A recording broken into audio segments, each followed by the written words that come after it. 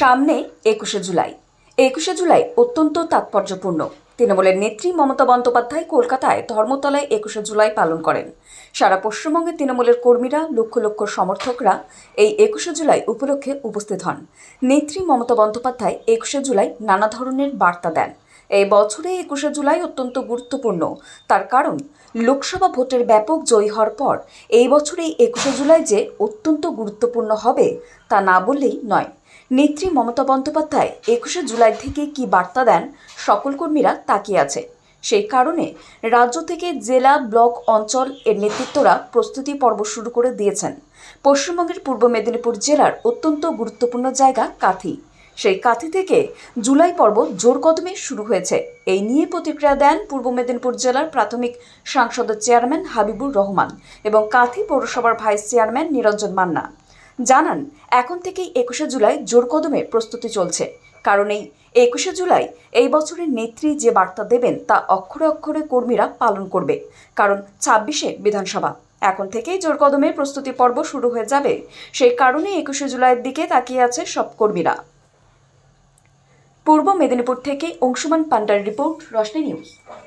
এবং আমাদের সর্বভারতীয় তৃণমূল কংগ্রেসের সাধারণ সম্পাদক সম্মানীয় অভিষেক বন্দ্যোপাধ্যায় বাবুর ডাকে আমাদের ওয়ার্ডের লোকজনকে নিয়ে আমি নিশ্চিত যাব এবং সেরকমভাবে আমরা মিটিং, পাড়ায় পাড়ায় মিটিং বা অন্যান্য প্রস্তুতি আমরা এর মধ্যে নেওয়া শুরু করেছি এবং সেই মতো আমরা লোকজনকে নিয়ে ২১শে জুলাই সভাতে পৌঁছাবো।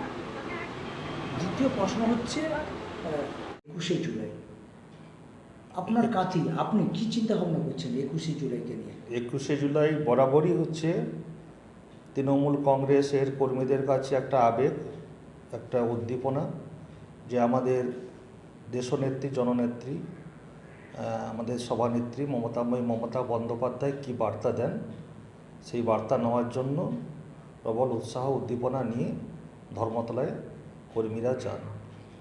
আর এবারের যে ২১শে জুলাই অমর শহীদ দিবস, শহীদ স্মরণে যে ২১শে জুলাই, সেটি বিশেষভাবে তাৎপর্যপূর্ণ এই কারণে যে সদ্য সমাপ্ত যে লোকসভা নির্বাচন, যে নির্বাচন একটা দেশের মানুষের কাছে এবং বাংলার মানুষের কাছে একটা অগ্নি পরীক্ষা ছিল।